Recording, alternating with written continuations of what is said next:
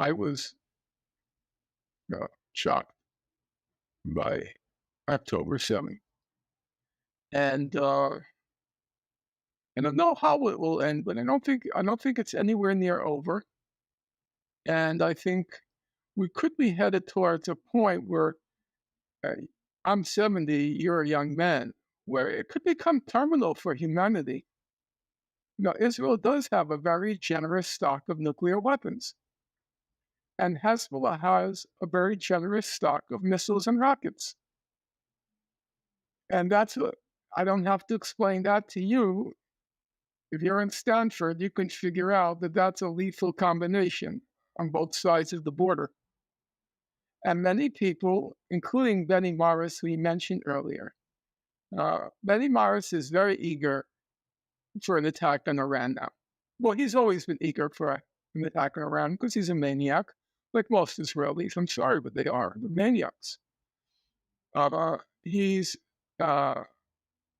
Since 2008, he's been pushing for an attack on Iran.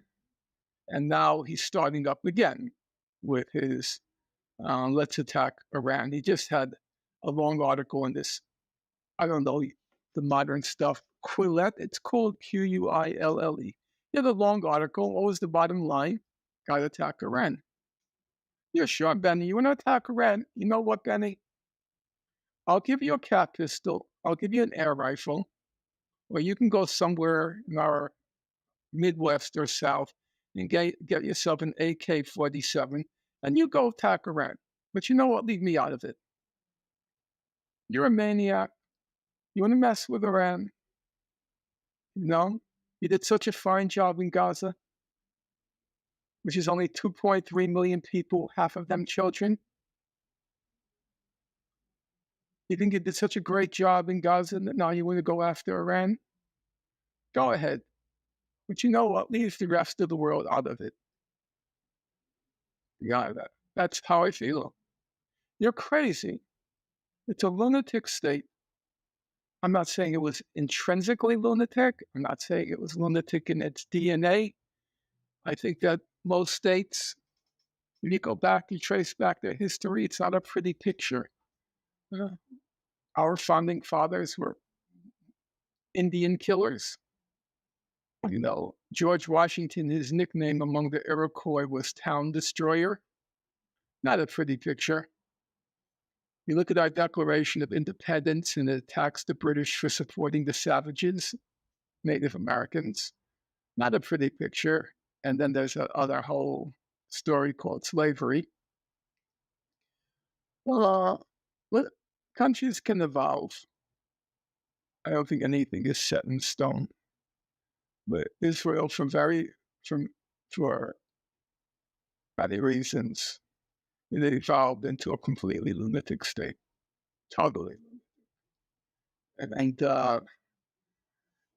I think it created a real problem for itself, but it created a real problem for all of us. If this thing escalates, and frankly, I have to be honest, I can't see how it won't escalate. Nasrallah laid down a red line. The red line was, we will not accept a Hamas defeat. If it looks like Hamas is going to be militarily defeated, we will be involved. So, and I think he's, say what you want about him, he is a person of his word. And there's also another point. It's for his survival as an organization. If he doesn't come to the aid of Hamas, Hezbollah is completely discredited because Hezbollah's whole claim has been all the Arab states just talk, but we do the walk. We also do. But if they let Hamas expire, then they lose all their credibility.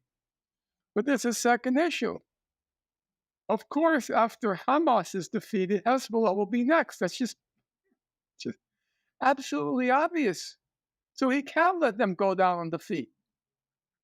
Because the next step to restore their deterrence capacity is to flatten Lebanon. we're in a very tough situation. It's easy to talk here, but I go through it in my mind. Today I went for a very long walk, and I just started to think it through. Okay, how can we get out of this impasse? How can we break free of this impasse? So I thought to myself, okay, we need an international conference. And then who's going to convene it? Who's going to convene it? The Americans aren't going to convene it. The Europeans aren't going to convene it. So then you think about the BRICS plus, maybe they will convene it. Some conference to try to restore some sanity in a situation which is going in a terminal direction. But I couldn't figure it out. You're supposed to, at the end, I was on, I don't know, what's your field of study? Well, I was a protege of Paul Sweezy, the great American Marxist economist, and he edited this journal called Monthly Review. And he was a brilliant guy, but every article always had to end up on a positive note, that the forces of history are... And so when I write, I want to end on some positive note of what can be done, to avert the catastrophe. But I really can't see it right now. I'm really very pessimistic. And I don't know what to do right now. It's a complete disaster. It was a disaster. It didn't have to happen if you look at the historical record, and I know that record very well. It was a disaster that didn't have to happen. But the expression of having gone beyond the point of no return. And I'm not sure we haven't gone beyond the point of no return. It's very sobering.